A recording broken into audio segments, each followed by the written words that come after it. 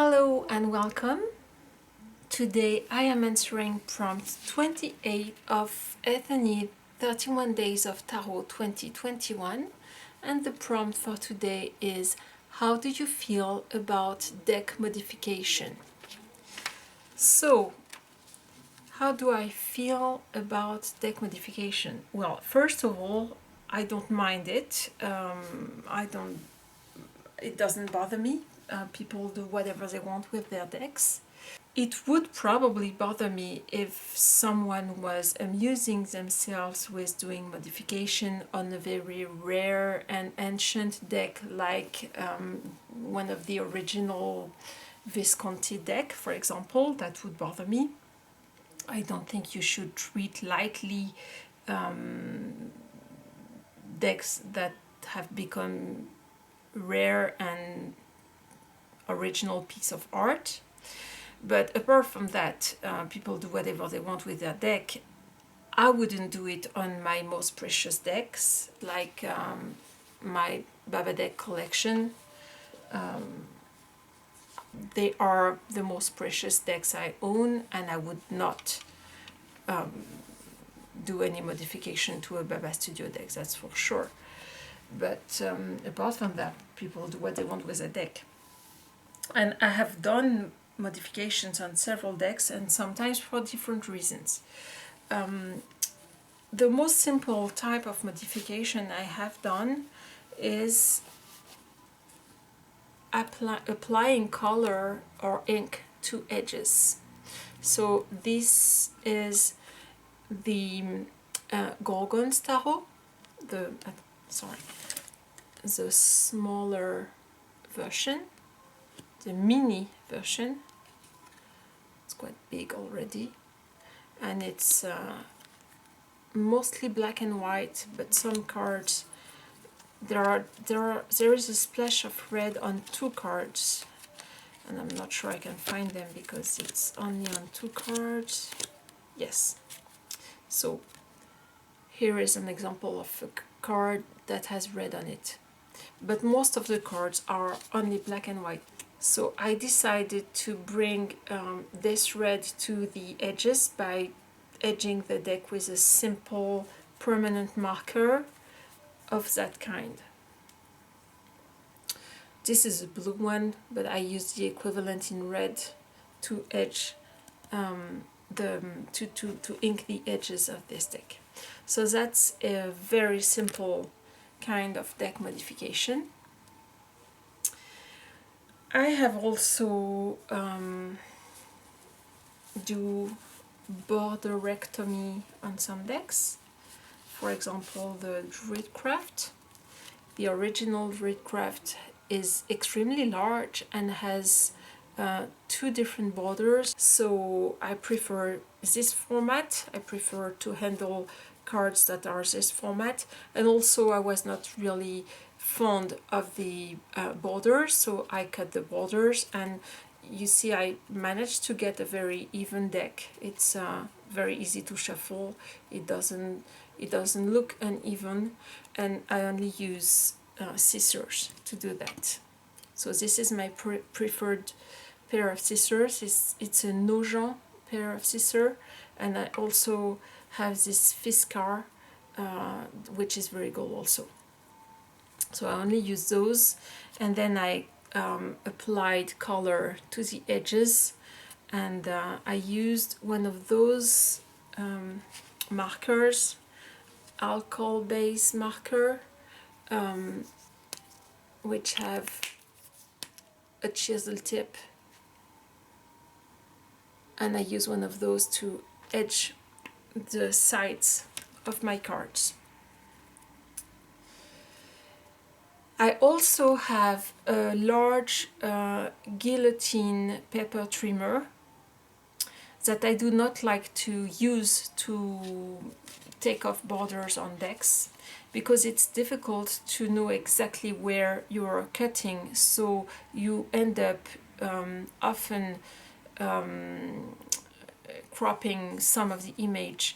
And if you use one of those guillotine paper trimmer, you can really get a very even cut on the deck, because you can measure your card and you can put a stopper on the board that will block your card at always exactly the same measurement for all the cards, so all the cards will be cut precisely the same size, and it will give you a very even cut.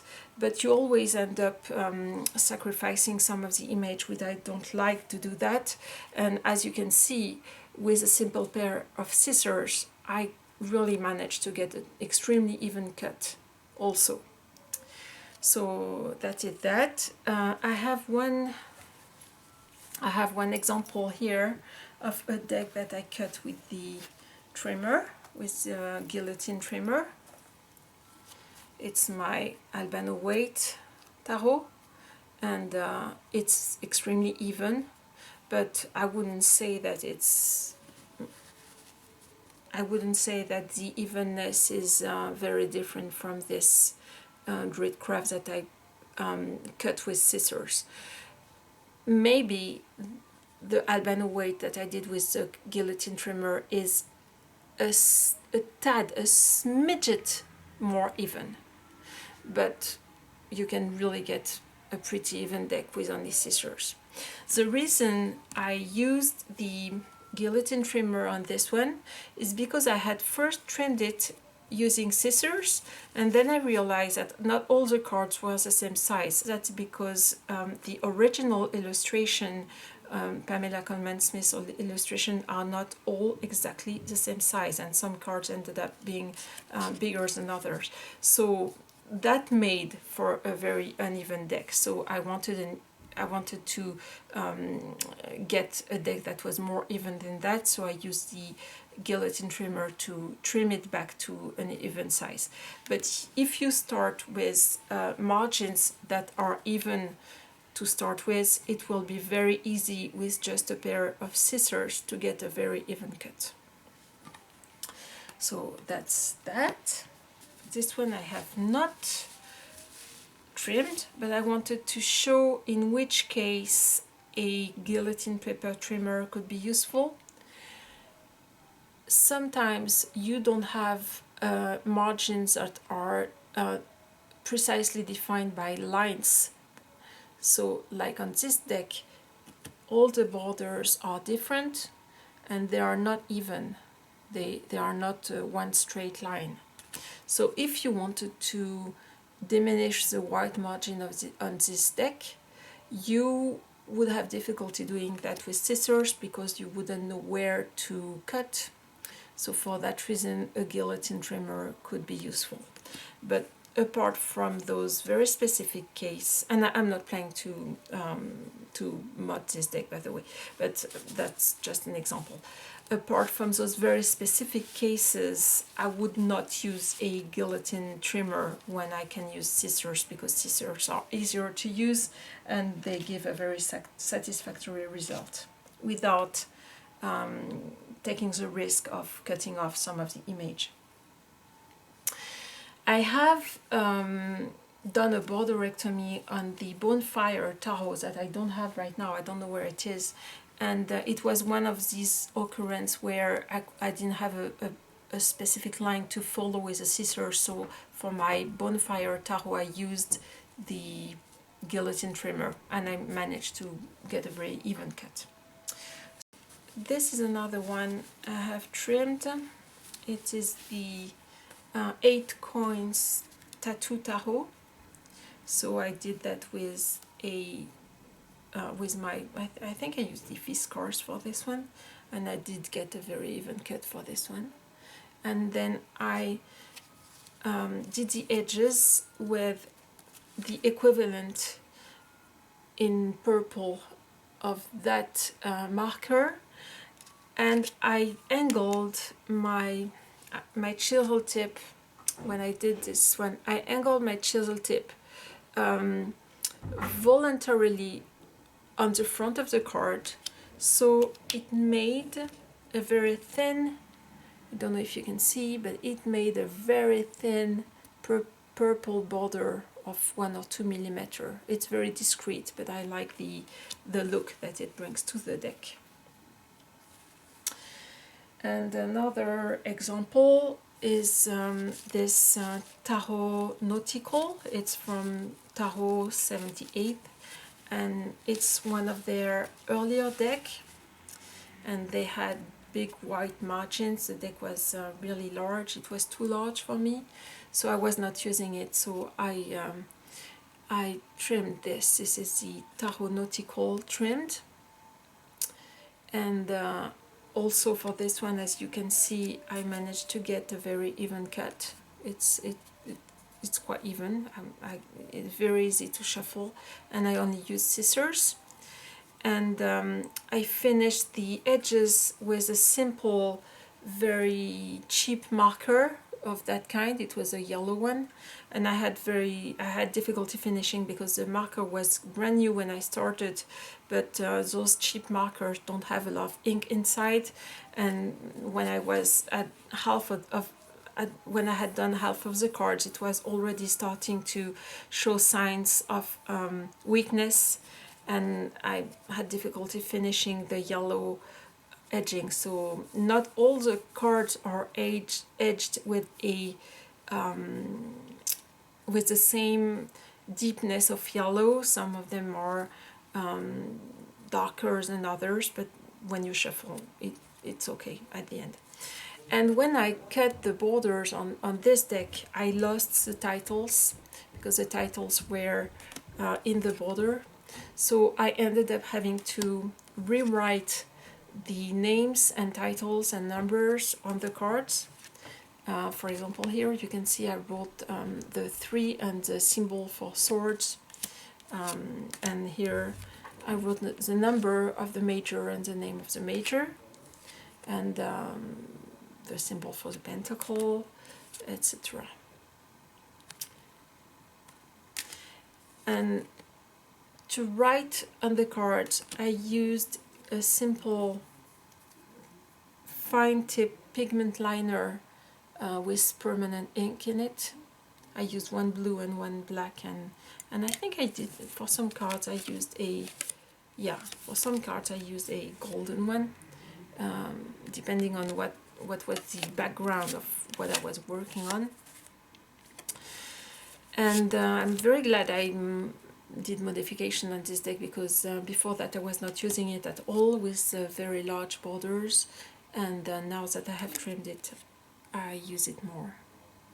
So this is the tahoe Nautical. So these are some examples of decks that I have done a modification on. But I want to add that I am not crazy about taking off all borders. I do not think that all decks should be borderless at all. More often than not, I do like borders. And for example, these are a few decks that have beautiful borders, and I would never want to take the borders off. This is an older version of the Mystic Faery tahoe. I know that there is a borderless edition right now that has been published, and it's beautiful. I think it's beautiful, but this is the first version, and it had very ornate borders in a Art Nouveau style, and I really like the borders on this one. I really like the borders, and I haven't seen the borderless edition in the flesh. I've only seen it on internet, but I don't think I would like it better. I think I like better the version with the borders. I think the borders add something to the deck in that case. Another example of that is this Stella's tahoe. The Stella's tahoe has large borders with decorations inside the borders, and it makes the image a little bit small, especially since the size of the card is small already. But I wouldn't want this deck to be different. I like it as it is, and I think the large border do bring something to the image. It frames the image in such a way that it brings a particularity, a character, special character to the deck. So I like it. I wouldn't want to take those borders off. So those are two examples where I think the borders are beautiful, and I would never want the decks to be borderless. And there are decks like this, Alice Tahoe. This is the Alice Tahoe by Baba Studio. So there are decks like this one where the borders, there is a play between the image and the border. Like in this Ace of Swords, you see that the knife is coming from somewhere over the border. It's like it's entering the image from the outside. And you have this with several cards. On this one, you have flowers that are escaping over the borders at the bottom of the image. Here too, one of the cards is getting over the side of the border. It's escaping the frame, and this you could not do if you had a borderless deck. This play with the depth of the image and its frame, it needs the border, otherwise you couldn't do it. Same again here. And I want to find, there's one card where it's jumping out of the border. Where is it? Yes. Say the wing. So sometimes borders are really necessary for the depth of the deck, of the image, and you would not want to take them off. You would not want a borderless deck instead of this one, because the borders are really part of the design. So I am not crazy about borderless. I like some decks. I really like borderless. Some decks I think are better looking borderless, and it is the case for the Druidcraft. I'm glad I took the borders off for the Druidcraft.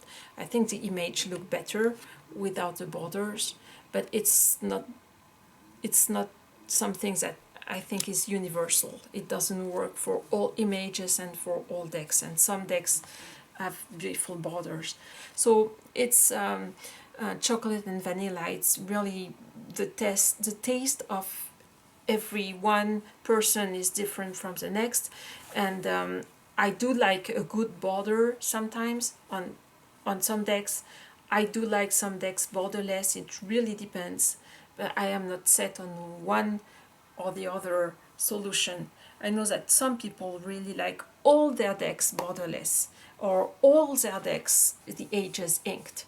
It's not my case. Sometimes I like to put color on my edge or black on my edge. Sometimes I like a borderless deck. Sometimes I like borders, and sometimes I like to leave my edges white. It really depends.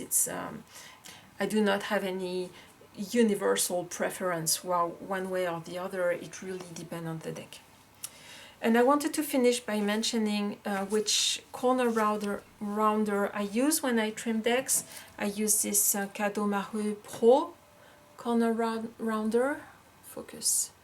Oh, sorry, I don't think it's focusing on the name. I will write the name in the description. It's a Japanese brand, and most people who do deck modification like this brand very much. I am part of a Facebook group named Tahoe with Scissors, which deals with deck modification, and most people prefer this corner rounder over every other brand out there. Okay, so that was my take on Tahoe deck modification, and thank you very much. and I will see you later. Bye bye.